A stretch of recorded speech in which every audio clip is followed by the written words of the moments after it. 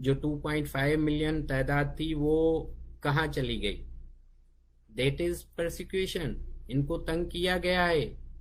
उनको सिंध के मुस्तकिल ओनर्स, जो मालिक हैं असल सिंध के, उनको खत्म किया गया है, उनको भगाया गया है, उनको जबरदस्ती यहाँ से मूव करवाया गया है।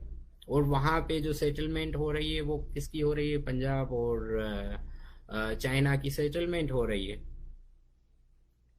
अच्छा, ये रिपोर्ट मैं आपको एक बताता हूँ कि 2013 में मिनॉरिटी राइट्स ग्रुप एमआरजी का एक रिपोर्ट आई थी, जिसमें 2013 में पाकिस्तान को दुनिया का खतरनाक तरीन मुल्क डिक्लेयर किया गया था in the name of religion. उसके बाद आते हैं हम, आपको सबको मालूम होगा, या अगर नहीं तो मैं याद दिलाना चाहता हूँ कि 2016 में जो बम धमाका हुआ था उसमें 72 मसीही मारे गए थे, जो ईस्टर पे धमाका हुआ था। 2013 में पेशावर में चर्च धमाके हुए थे, जिसमें 85 लोग मारे गए थे और 50 मसीही जो है उनको उनका चर्च तबाह किया गया था, और 500 लोग जख्मी हुए थे। अच्छा, अगर हम हिंदू मंदिर्स पे आए तो as per human rights commission report 2019, it was said that till now 400 mandirs in Sindh in Pakistan either are destroyed or changed to mosque or to hotels. 400 mandirs. तो these are not my made figures, और मैं अपनी figures नहीं बता रहा हूँ। ये figures UNO की रिपोर्ट्स हैं, ह्यूमन राइट्स की रिपोर्ट्स हैं, जैसे जो है मिनॉरिटी राइट्स ग्रुप्स की रिपोर्ट्स हैं। तो ये रिपोर्ट्स मैं अपनी तरफ से नहीं बयान कर रहा।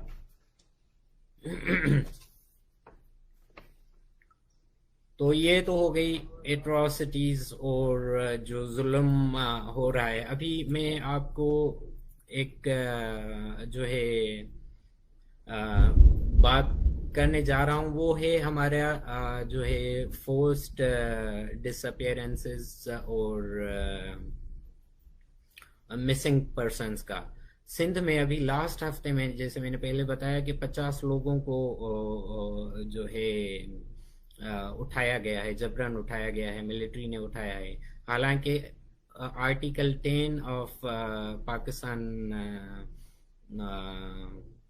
लॉ वो कहता है कि आप किसी भी आदमी को जबरन उठा के गुम नहीं कर सकते। Within 24 hours you have to bring him to magistrate, और within 15 days you have to produce him to the court. But article 10 की मुसलसल वायलेशन है। आज सिंध में 100 की तादाद में, अभी एक हफ्ते में 50 लोगों को कौमी वर्कर्स को उठाया गया है। लेकिन आप अंदाजा नहीं लगा सकते कि ये 100,000 की तादाद में सिंध की आज अभी तक जो है वो अबडक्शन हुई है पॉलिटिकल वर्कर्स की। बलूचिस्तान में हजारों हैं, अफगानिस्तान में खैबर पख्तूनख्वा में पश्तूनों के हजारों लोग मिसिंग हैं। लेकिन आज तक ना कोर्ट में उनको पेश किया गया है, ना ही उनको जो है मैजिस्ट्रेट के सामने लाया गया है। और ये वाकयात दुनिया के सामने है। और आर्टिकल 10 कहता है कि you have to bring them before magistrate और before within 15 days to the court. ये कानून कौन तोड़ रहा है? यही फौजी इदारे तोड़ रहे हैं। आज तक जो हमें 53 हमारे पॉलिटिकल लीडर्स की लाशें मिली हैं, तशद्दुद शुदा लाशें मिली हैं, वो एक्स्ट्रा जुडिशल किलिंग्स के नतीजे में मिली हैं। उनको ना कोर्ट में पेश किया गया। हमारे कुछ लड़के ऐसे भी हैं जिनको 3 साल हो गए, 4 साल हो गए, 8 साल हो गए, वो अभी तक मिसिंग पर्सन हैं। बलूचिस्तान के, अफगान खैबर पख्तूनख्वा के हजारों लोग हैं जिनको 20-20 साल हो गए हैं, 15-15 साल हो गए हैं, 10-10 साल हो गए हैं, वो मिसिंग पर्सन हैं। ना सिर्फ बड़े नौजवान लोग, लेकिन औरतें, बच्चे बच्चे वो भी मिसिंग पर्सन हैं।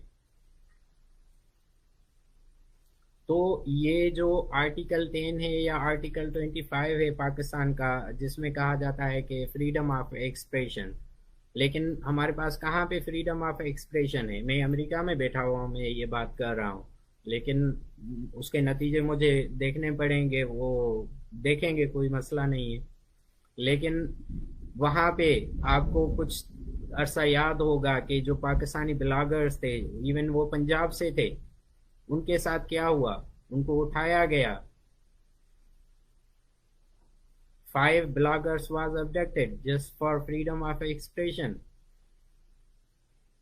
That was violation of Article 25 of Constitution of Pakistan. तो जब आपके पास जीने का हक ना हो, आपके पास आज़ादी से बात करने का हक ना हो, आप जो है आपके पास डेमोक्रेसी ना हो, तो ऐसे नाकाम पाकिस्तानी रियासत में हम क्यों रहें? No more, we don't want to live any more with in Pakistan. हम तारीखी कौमें, जो हमारा आज तक इस्तेहसाल किया जा रहा है, हमारे परसिक्यूशन की जा रही है, जो एट्रॉसिटीज हैं, मैं अपील करता हूँ यूएनओ से, वेस्ट से, इंडिया से, सभी सभी मुल्कों से कि आप आगे आए, हेल्प अस। ये हेल्प आप हमारी नहीं करेंगे, ये हेल्प आप अपनी करेंगे, क्योंकि you are also suffering. India ने आज तक जो रिकॉग्नाइज किया है बलूचिस्तान को, या उससे पहले अल्ताफ भाई कराची और महाजरस्तान वगैरह का जो एक चला था,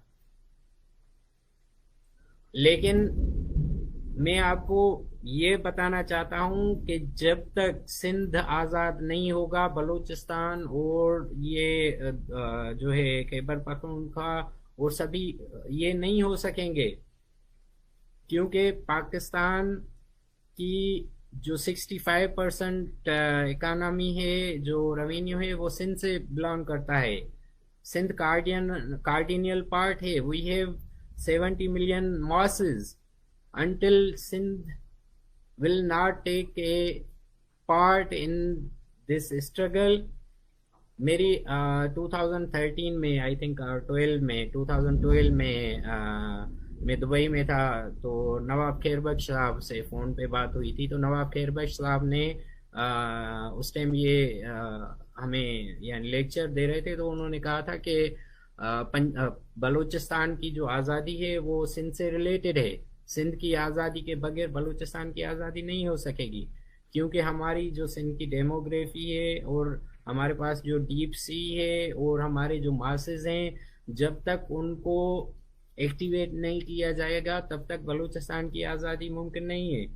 पहले तो हमारे साथ उर्दू आबादी का सिंध में मसला था, लेकिन अभी I am very happy that Altaf भाई हमारे साथ हैं। अल्ताफ भाई के हम अल्ताफ भाई के साथ हैं। हमने उनको कायद के तौर पर आगे किया है कि आप संभालें, we don't have problem, let's get rid of this Pakistani military garrison state. अगर नहीं किया तो हम तो खत्म हो रहे हैं। लेकिन वंस चाइना की जो एग्रेशन है, और how China is coming in this our belt, that will be more suffering for India, for west और फॉर अमेरिका। क्योंकि जब ये सी पोर्ट जो हमारा कराची का है, जो गर्म पानी है हमारा इंडियन ओशन का, वंस अगर इंडिया ने वहां पे मुकम्मल कब्जा कर लिया, सॉरी चाइना ने मुकम्मल कब्जा कर लिया, then it will be too much late. जो न्यू वर्ल्ड ऑर्डर का जो एक ड्रीम था अमेरिका का, वो ड्रीम खत्म हो जाएगा। ग्रेट इंडिया का ड्रीम खत्म हो जाएगा once China will be stable and once China will put its whole roots in the Pakistan. So I request China, I request India, they don't waste the time. Think about these things. Come to the roots. We are the roots. We Sindhi people are the roots. अभी last में मैं कोविड-19 पे आपको थोड़ा बताना चाहूँगा कि वो सिंध में क्या जो है पोजीशन है, तो उस पे हम थोड़ी बात करेंगे। 1 सेकेंड, सॉरी।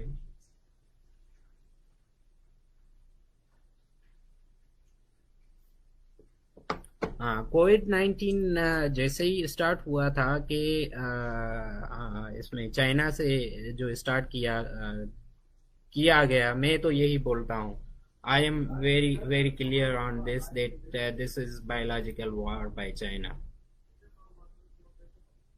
तो जब पहला केस हुआ था वो सिंध में हुआ था और इट वाज प्री प्लान्ड, क्योंकि जितनी फ्लाइट्स थी जो अरब कंट्री से, चाइना से और ईरान और वहाँ, वो सब फ्लाइट सिंध में उतारी गई थी। सिंध के बॉर्डर पे लोगों को लेके आया गया, जिससे वहां से सिंध में पहले जो है केसेस, पहला केस स्टार्ट हुआ था। अच्छा, सबसे खतरनाक जो हमारे सिंध के साथ इशू चल रहा है वो चल रहा है कि ये अभी लास्ट मंथ एक वर्ल्ड हेल्थ ऑर्गेनाइजेशन की रिपोर्ट आई थी, जिस रिपोर्ट में बताया गया कि सिंध में जो बच्चों के केसेस हैं कोरोना वायरस के वो सबसे ज्यादा हैं। वो कोई 1800 की तादाद है। उसकी वजह मालूम है क्या है? क्योंकि हमारे पास सिंध में जितने ये हाफिज सईद ने मदरसे खोले रखे हैं, तो उन मदरसों की वजह से आज तक छुट्टियां नहीं हुई है, वहां पे बच्चे पढ़ रहे हैं और उसी वजह से सबसे ज्यादा केसेस हो रहे हैं। यानी हमारे कमिंग फ्यूचर को एक तो वो रेडिकलिज्म की तरफ लाया जा रहा है और उनको सीधा मारा भी जा रहा है। हमारे पास तबलीग के जो मरकज थे वो, यानी कोरोना वायरस के टाइम में भी वो सिंध में तबलीग कर रहे थे। एक मस्जिद में 45 इन Hyderabad Sindh 45 mullahs or these cleric sheikhs were found positive. In one mosque was found positive in coronavirus.